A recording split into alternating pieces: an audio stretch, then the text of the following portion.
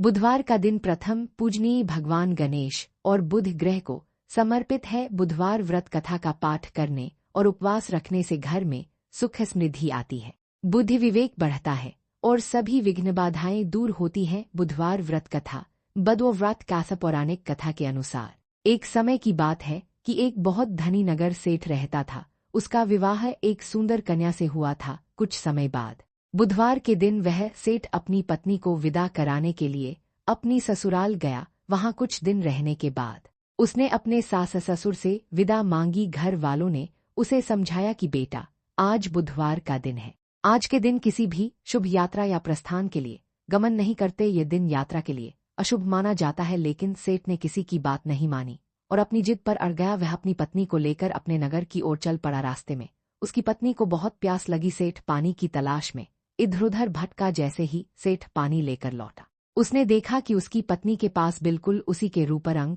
और कदकाठी का एक दूसरा व्यक्ति बैठा हुआ है। यह देखकर सेठ हैरान रह गया। वह उस नए व्यक्ति से झगड़ने लगा और बोला, तू कौन है और मेरी पत्नी के पास क्यों बैठा है? उस दूसरे व्यक्ति ने मुस्कुराते हुए कहा, यह मेरी पत्नी है और मैं इसे विदा कराकर ला रहा हूँ। दोनों सेठ आपस में झगड़ने लगे। राहगीरों ने भी देखा कि दोनों हूबहू एक जैसे दिख रहे हैं, इसलिए वे भी कोई फैसला नहीं कर पाए। तभी आकाशवाणी हुई और भगवान गणेश की कृपा से यह रहस्य खुला। भगवान ने सेठ को एहसास दिलाया कि यह सब बुधवार की यात्रा का परिणाम है।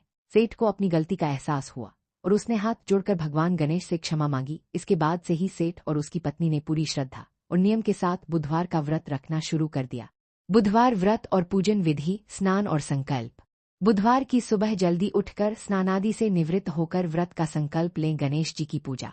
भगवान गणेश को सिंदूर, अक्षत, फूल, दुर्वा और मोदक या लड्डू अर्पित करें। कथा और आरती। इसके बाद सच्चे मन से बुधवार व्रत कथा का पाठ या श्रवण करें और अंत में कपूर से गणेश जी की आरती करें। दान और भोजन। पूजा के बाद प्रसाद सभी में बांटें और सात्विक भोजन ग्रहण करें। यदि आप पूजा की सामग्री की लिस्ट या बुधदेव के मंत्र जानना चाहते हैं तो मुझे बताएं। वीडियो अच्छी लगी हो तो लाइक सब्सक्राइब जरूर करें और कमेंट में जय श्री गणेश लिखना ना भूलें।